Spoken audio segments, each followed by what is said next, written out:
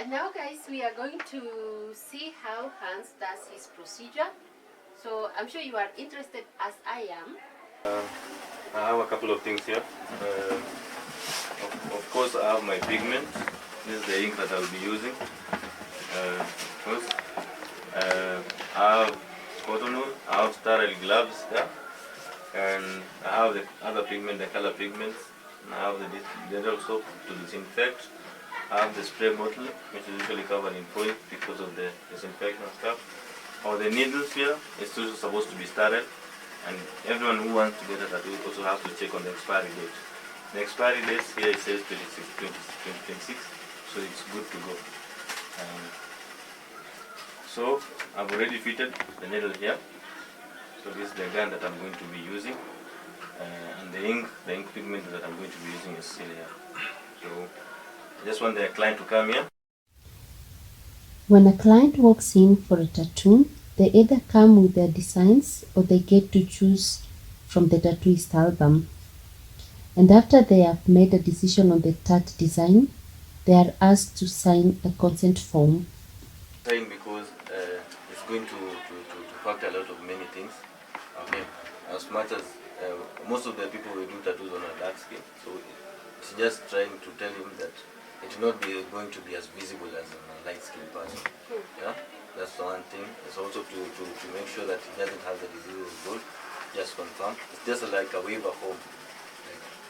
So it tells. Okay, it also says he's not pregnant.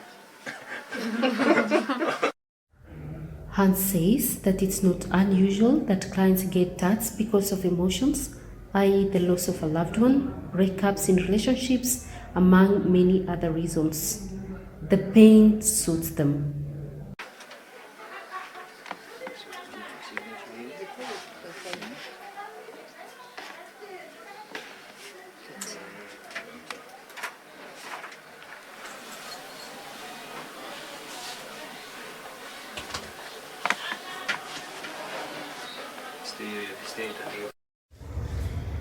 Before he starts the actual tattooing, he first draws the design on the client's skin using a pen.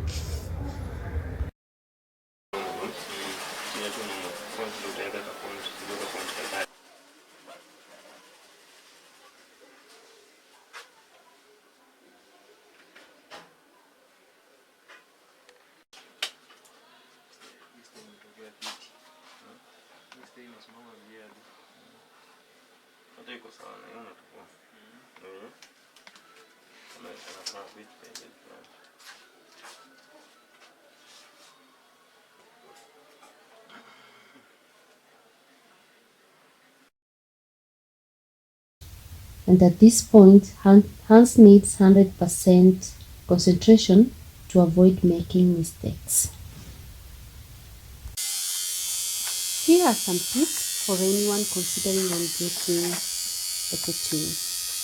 If you have sensitive skin that often breaks out in irritation and rashes, whether to cosmetics, jewelry, or substances like pollen and dust, that's a sign you may respond negatively to tattoo ink. Same goes if you have chronic inflammatory skin conditions like psoriasis. So it's advisable that you notify your tattooist. How much a tattoo hurts depends on a number of different factors, such as the thickness of the skin, whether the area is over a bone or muscle, and the concentration of nerve cells. So, the most painful places are the sternum, chest, and groin, and the least painful are the arms and thighs. Avoid alcohol, because having alcohol in your system also increases bleeding and increases the healing time. Don't take painkillers such as ibuprofen and aspirin. These are blood thinners, so they may increase bleeding and interfere with the healing process. Once again, Jay has a message written on his fingers. Stay real.